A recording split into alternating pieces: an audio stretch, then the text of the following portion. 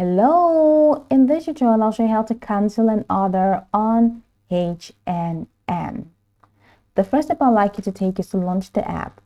Now tap on the H&M icon to open the app. Once you do that, navigate to account. Now go ahead and tap on the account icon that is typically represented by the person icon. I don't know, this accounts page is quite sensitive for H&M.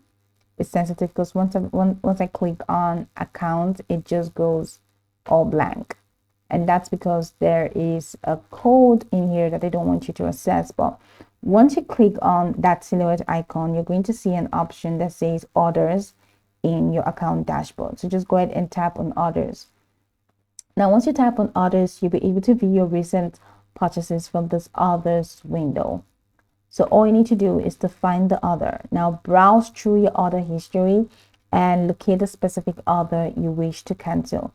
Tap on the order to view its details.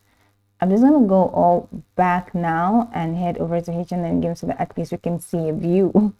So you can just take us back to the home page. But once you click on the account icon and you tap orders, it's going to take you where you see a list of all your orders. So browse through your order history and locate the specific order you wish to cancel.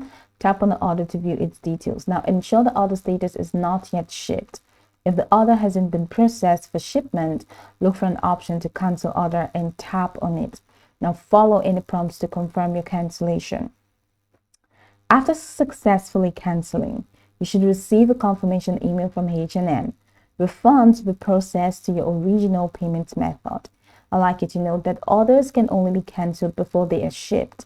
If the order has already been shipped, you can return the items within H&M's return policy timeframe.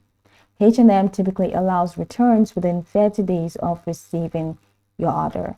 Now go over this tutorial from the top to the bottom to get acquainted with the steps, and once you're done, you'll be good to go. I hope this tutorial marvelously helped you search.